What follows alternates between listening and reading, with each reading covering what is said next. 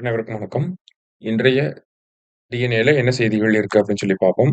முதல்ல பார்த்தீங்கன்னா, சுதந்திர தின முக்கிய அறிவிப்புகள் அப்படின்னு சொல்லி குடுத்திருக்காங்க.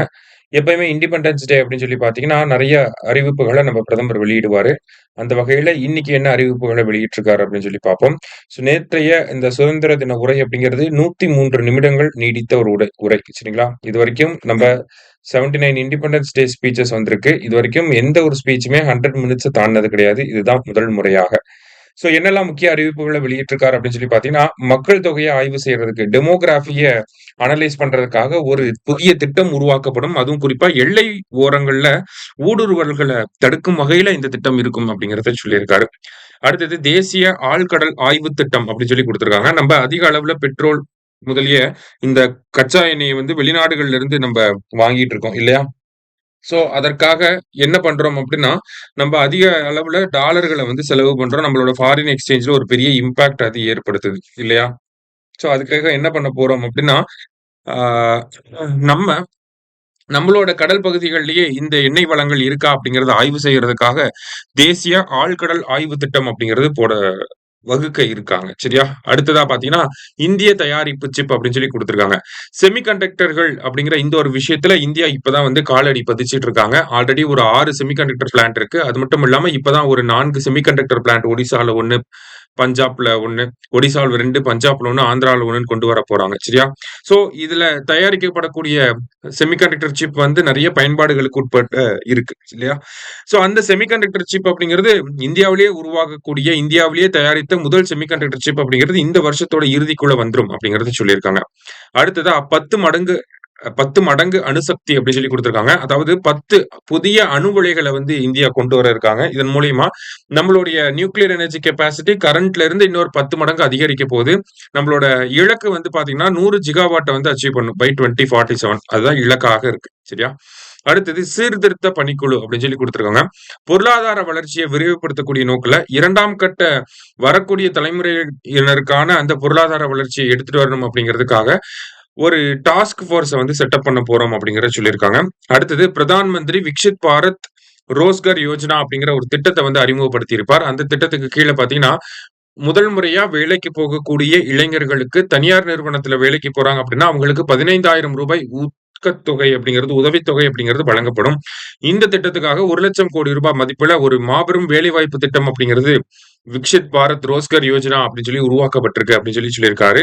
இந்த ஒரு இன்சென்டிவ் அப்படிங்கிறது நம்ம எம்ப்ளாயீஸ்க்கு மட்டும் இல்லாம எம்ப்ளாயர்ஸ்க்கும் இருக்கும் அப்படிங்கிறத சொல்லியிருக்காங்க. அடுத்ததா பாத்தீங்கன்னா, வெற்றி பள்ளிகள் திட்டம் அப்படின்னு சொல்லியிருக்காங்க. அதாவது தமிழக அரசாங்கம் 2021, 22ஆம் ஆண்டு என்ன பண்ணியிருப்பாங்க அப்படின்னா, தமிழக அரசு பள்ளி மாணவர்கள் மத்தியில கற்பித்தல், கற்றல் திறனை மேம்படுத்தணும் அப்படிங்கிறதுக்காக ஒரு மாதிரி பள்ளி அப்படிங்கிற ஒரு திட்டத்த கொண்டு வந்திருப்பாங்க. மாதிரி பள்ளி அப்படின்னா மாடல் ஸ்கூல்ஸ். தமிழ்நாட்டுல இருக்கக்கூடிய 38 மாவட்டங்கள்லயும் என்ன பண்ணியிருப்பாங்கன்னா, 38 மாடல் ஸ்கூல்ஸ் அப்படிங்கிறத கொண்டு வந்திருப்பாங்க. அந்த பள்ளிக்கூடங்கள்ல பாத்தீங்கன்னா, கம்ப்யூட்டர் லேப் இருக்கும், ஸ்மார்ட் கிளாஸ் ரூம்ஸ் இருக்கும், சிசிடிவி கேமராவோட கண்காணிப்புகள் இருக்கும், லைப்ரரீஸ் இருக்கும், டிஜிட்டல் போர்டு இருக்கும், பிளே கிரவுண்ட்ஸ் இருக்கும். அதே மாதிரி பாத்தீங்கன்னா, ஹாஸ்டல் ஃபெசிலிட்டிஸ் அப்படிங்கிறது இருக்கும். அதே மாதிரி science lab, physics lab, chemistry lab இந்த மாதிரி ஒரு பிரைவேட் ஸ்கூல்ல என்னெல்லாம் இருக்குமோ அது அப்படியே கவர்மெண்ட் ஸ்கூல்ல இருக்கிற மாதிரியான ஒரு திட்டம் தான் இந்த மாடல் ஸ்கூல், மாதிரி பள்ளி அப்படிங்கிற திட்டம். சரியா?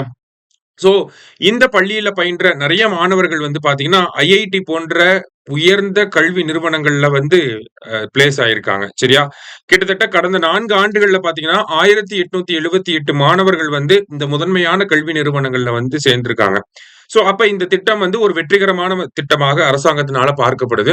நம்மளோட பள்ளி கல்வி கொள்கை இருக்கு இல்லையா? அந்த கொள்கையிலயும் என்ன சொல்லியிருக்காங்க அப்படின்னா, இந்த மாதிரி பள்ளிகள் அப்படிங்கிற இந்த திட்டத்த விரிவாக்கம் செய்யணும் அப்படின்னு சொல்லியிருக்காங்க. அதனால என்ன பண்ணியிருக்காங்க அப்படின்னா, 414 வட்டார அளவுல 500 வெற்றி பள்ளிகள உருவாக்கணும் அப்படிங்கிற புதிய திட்டத்தோட பள்ளிக்கல்வித்துறை வந்திருக்காங்க. 38 மாவட்டங்களுக்கு 38 மாதிரி பள்ளிகள் இருக்கு. அந்த மாதிரி பள்ளிகள் அப்படிங்கிற அந்த ஒரு விஷயத்தையே வட்டார அளவுல ரீஜன் லெவல் என்ன பண்றாங்கன்னா, வெற்றி பள்ளிகள் அப்படின்னு சொல்லி கொண்டு வராங்க. அதன் அடிப்படையில 414 வட்டாரங்கள்ல 500 வெற்றி பள்ளிகள் அப்படிங்கிறத தமிழக அரசாங்கம் கொண்டு வர இருக்காங்க. சரியா? இந்த வெற்றி பள்ளிகள் அப்படிங்கிறது அப்படியே மாதிரி பள்ளிகள்ல என்னெல்லாம் இருக்கோ அது அப்படியே வெற்றி பள்ளிகள் அப்படிங்கிறதுலயும் இருக்கும்.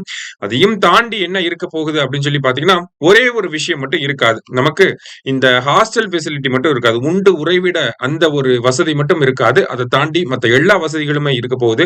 அதே மாதிரி நீட், ஜேஇ போன்ற மத்திய அரசாங்கம் நடத்தக்கூடிய தேர்வுகளுக்கும் இங்க ஒவ்வொரு வாரமும் பயிற்சி வகுப்புகள் நடத்தப்படும். மாணவர்கள் வேணும்னா அதுலயும் கலந்துக்கலாம் அப்படிங்கறத சொல்லியிருக்காங்க. இதனால கிட்டத்தட்ட 50,000 மாணவர்கள் பயன்பெற இருக்கிறதாக அரசாங்க தரப்புல இருந்து செய்திகள் வெளியிடப்பட்டிருக்கு. கிட்டத்தட்ட 111 கோடி ரூபாய் நிதி ஒதுக்கீடு செய்யப்பட்டு இந்த திட்டத்தை வந்து நடைமுறைப்படுத்த போறாங்க. சரியா? சோ அதுதான் இந்த திட்டத்துக்கு கீழே பாக்குறோம். அடுத்ததா பாத்தீங்கன்னா இந்தியாவில் முதல் முறையாக PV கண்காணிப்பு செயற்கைக்கோள் திரள் அமைக்க அனுமதி அப்படின்னு சொல்லி கொடுத்திருக்காங்க. ஓகேவா? அதாவது புவி கண்காணிப்பு அப்படிங்கறதா இந்த இடத்துல முக்கியமான ஒரு விஷயம். எர்த் அப்சர்வேஷன் சேட்டலைட்டை வந்து பிரைவேட் செக்டார் கிட்ட நம்ம கொடுத்து அவங்கள வந்து ஒரு கான்ஸ்டலேஷனை கிரியேட் பண்ண சொல்லியிருக்கோம். ஓகேங்களா? திரள், அதுதான் திரள் அப்படின்னா கான்ஸ்டலேஷன் அப்படின்னு சொல்றோம். சமீபத்துல இந்தியாவுடைய இஸ்ரோவுடைய இன்ஸ்பேஸ் அப்படிங்கிற இந்த நிறுவனம் வந்து ஒரு டெண்டர் நடத்தியிருந்தாங்க.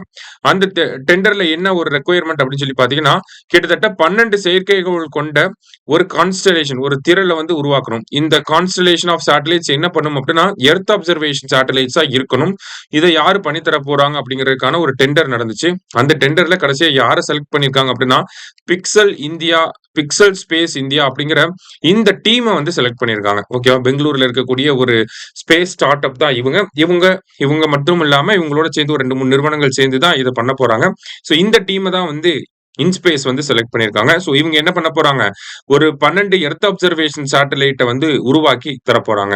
இந்த எர்த் அப்சர்வேஷன் சேட்டலைட்ல அதிநவீன தொழில்நுட்பங்கள் வந்து இருக்க போது இதன் மூலியமா நம்மளால வானிலை மாற்றங்களை கண்காணிக்க முடியும், பேரிடர் மேலாண்மை பண்ண முடியும், வேளாண்மைக்கு உதவிகரமா இருக்கும், உள்கட்டமைப்புகளுக்கு உதவிகரமா இருக்கும், கடல் வளங்களை கண்காணிக்க முடியும், தேசிய பாதுகாப்பு, நகர்ப்புற திட்டமிடல், இந்த மாதிரி பல்வேறு விஷயங்களுக்கு நம்மளால பயன்படுத்த முடியும் அப்படிங்கறத சொல்லியிருக்காங்க. ஓகேவா? எர்த் அப்சர்வேஷன் சேட்டலைட் அதனால பொதுவா எல்லாத்துக்குமே நம்மளால பயன்படுத்த முடியும் இந்த ஒரு சேட்டலைட். சரிங்களா? அந்த மாதிரி இதுல ஒரு 12 சேட்டலைட்ஸ் வந்து இருக்க போகுது. ஓகேங்களா? இதன் மூலமா நமக்கு என்ன ஆகுது, நம்ம வெளிநாடுகள் கிட்ட இந்த எர்த் ரிலேட்டடான டேட்டாவை வாங்க வேண்டிய அந்த கட்டாயம் அப்படிங்கிறது தவிர்க்கப்படுது. இண்டிஜீனியஸ் டேட்டா அப்படிங்கிறது இஸ்ரோவுக்கு கிடைக்க போகுது. இதன் மூலியமா ஒரு டேட்டா சாவர்னிட்டி, தரவு இறையாண்மை அப்படிங்கிறது உறுதி செய்யப்படும் அப்படிங்கறத இந்த இடத்துல வந்து சொல்லியிருக்காங்க. சரியா? டேட்டா சாவர்னிட்டி அப்படிங்கிறது இருக்க போகுது. சோ இதை தாண்டி பாத்தீங்கன்னா இந்த ஒரு அதிநவீன தொழில்நுட்பங்களோடு வரக்கூடிய இந்த ஒரு டேட்டாவை நம்ம வெளிநாடுகளுக்குமே தர முடியும். அதற்கு உண்டான விஷயங்களுமே இந்த இடத்துல சொல்லப்பட்டிருக்கு. சரிங்களா? சோ இந்த திட்டமானது வரக்கூடிய 4 ஆண்டுகள்ல படிப்படியா செயல்படுத்தப்படும் அப்படிங்கறத இஸ்ரோ தரப்புல இருந்து நமக்கு சொல்லியிருக்காங்க. சோ இன்னைக்கு டிஎன்ஏல முக்கியமான செய்திகளை பார்த்திருக்கோம். நன்றி. சுரேஷ் IAS அகாடமி, வெற்றியின் முகவரி.